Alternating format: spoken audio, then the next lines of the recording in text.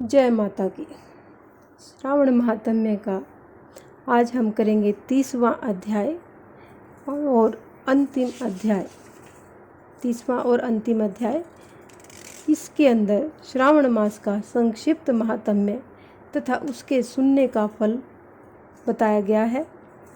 उससे पहले यदि आप हमारे चैनल पर अभी नए आए हैं तो कृपा करके चैनल को सब्सक्राइब कर लीजिए और घंटी जैसे बटन को भी दबा लीजिए ताकि आने वाली नई वीडियो आप तक पहुंच सके। तो चलिए शुरू करते हैं आज का 30वां अध्याय, श्रावण मास का संक्षिप्त महात्म्य तथा उसके सुनने का फल। भगवान शंकर बोले, हे वत्स, श्रावण मास का जो महात्म्य मैंने तुम्हें बताया है उसे यदि कोई 100 वर्ष तक उसका वर्णन करता रहे तो भी वह पूरी तरह से नहीं कह सकता।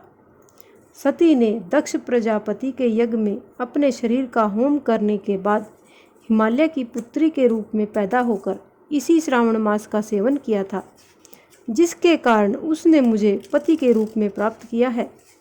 इसलिए यह महीना मुझे बहुत ही प्रिय है। इस महीने की एक विशेषता यह है कि इसमें न अधिक ठंड पड़ती है और न ही अधिक गर्मी पड़ती है। इस माह में राजा और प्रजा दोनों को अपने शरीर में वैदिक मंत्रों द्वारा सफ़ेद भस्म लगानी चाहिए या जल मिश्रित 12 त्रिपुंड मस्तक, छाती, नाभि, दोनों भुजाओं, दोनों कुलों, दोनों कंधों, सिर, कंठ और पीठ में मांसतोके इस मंत्र से धारण करते हैं।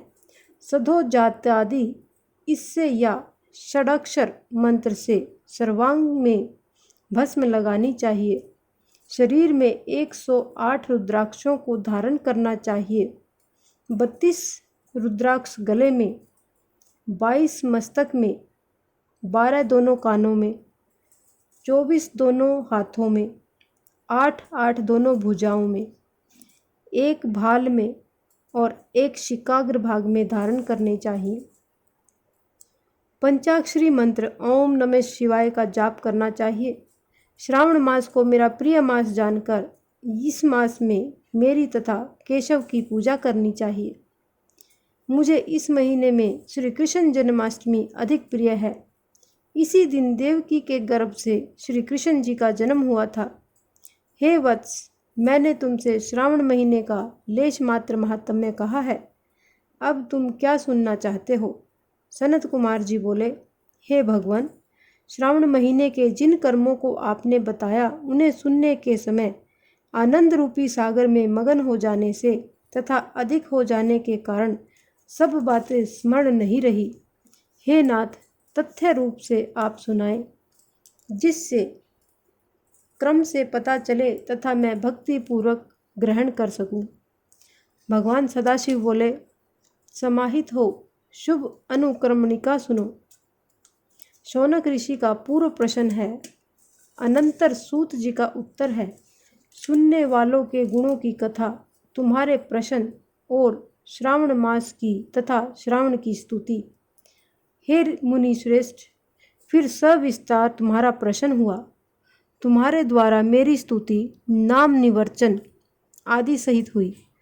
फिर उत्तर क्रम से, जिसमें सब उद्देश्य हैं, विशिष्ट तरह से तुम्हारा प्रश्न नक्त व्रत, रुद्राभिषेक तथा लक्ष्य पूजन विधान, दीपदान, महात्म्य, किसी प्रिय चीज का त्यागना, रुद्राभिषेक का फल, रुद्राभिषेक का पंचामृत से फल, भूमि शयन तथा मौन व्रत फल धारण पारण विधि, मासोपवास कथन, सोमख्यान में लक्ष्यवर्ती विधि कथन, कोटिलिंग विधान, अन्नोदन व्रत कथन, हविष्यान भोजन, पत्तल पर भोजन, शाक त्याग, भूशयन, प्रातःकाल स्नान, दमशम कथन, सफ्टिक आदि के लिंगों की अर्चना, जप पूजन फल, प्रदक्षिणा नमस्कार, वेद पारण, पुरुष सूक्त विधि, ग्रह यज्ञ विधि, क्रम से रवि, चंद्र तथा भौम का व्रत कथन, बुध और गुरु व्रत, शुक्र के दिन जीवंतिका व्रत, शनि के दिन नरसिंह व्रत, शनि हनुमान और पीपल व्रत, कथन रोटक व्रत तथा औदुंबर व्रत महात्म्य, स्वर्ण गौरी तथा दुर्वा गणपति व्रत कथन, पंचमी में नाग व्रत, षष्ठी को सुपोदन, सप्तमी को माता शीतला व्रत तथा पवित्रारोपण विधि, नवमी को दुर्गा कुमारी पूजा, दशमी को आशा व्रत, एकादशी को द्वैप व्रत, द्वादशी विष्णु प्रीत्यर्थ पवित्रारोपण, त्रयोदशी को कामदेव व्रत, चतुर्दशी को शिव प्रिवर्त्य पवित्रारोपण, पूर्णिमा को उपाक्रम उत्सर्ग तथा श्रावणी क्रम विधि, सर्प बलि हयग्रीव जयंती महोत्सव, सभादीप, रक्षाबंधन तथा गजानन का संकट नाशन व्रत, श्री कृष्ण जन्माष्टमी व्रत तथा कथा विधि, पिठोर व्रत, पोला संज्ञक, वृषभ व्रत, दर्भ संग्रह, नदियों का रजस्वला काल, सिंह की संक्रांति में गाय प्रसव होने पर अनिष्ट शांति, करक सिंह श्रावण में दान, स्नान युक्त मास महात्म्य, श्रवण तथा कथन, व्यास पूजा, अगस्त्य ऋषि विधि, कर्म तथा फलों के व्रत फल का निर्णय। इस मास महात्म्य के सुनने से मास के समस्त व्रतों के फल का भागी होना। हे सनत कुमार, भगवान बोले कि हे सनत कुमार, तुम अपने मन में इसी क्रम को ग्रहण करो। जो प्राणी इस अध्याय का श्रवण करता है वह पूरे मास के व्रतों का फल अनायास ही प्राप्त कर लेता है। हे विपेंद्र, प्राणी इस मास में किसी भी एक व्रत को करने से मुझे सर्वप्रिय हो जाता है।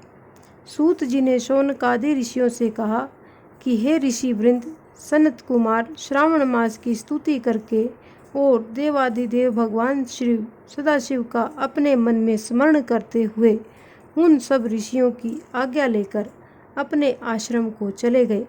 इस अद्भुत रहस्य को आप भी हर किसी से न कहना, यह तो आप सबको उचित पात्र जानकर ही मैंने प्रकट कर दिया है। इस प्रकार से श्रावण महात्म्य का 30वां और अंतिम अध्याय यहाँ पर संपन्न होता है और श्रावण महात्म्य संपूर्ण होता है। इस प्रकार हमारे द्वारा किए गए इस छोटे से प्रयास को अगर आप पसंद करते हैं तो कृपा करके चैनल को लाइक और सब्सक्राइब कीजिए और इसी प्रकार की और भी अन्य धार्मिक कथाओं को सुनने के लिए चैनल को सब्सक्राइब करें और लाइक करें। धन्यवाद।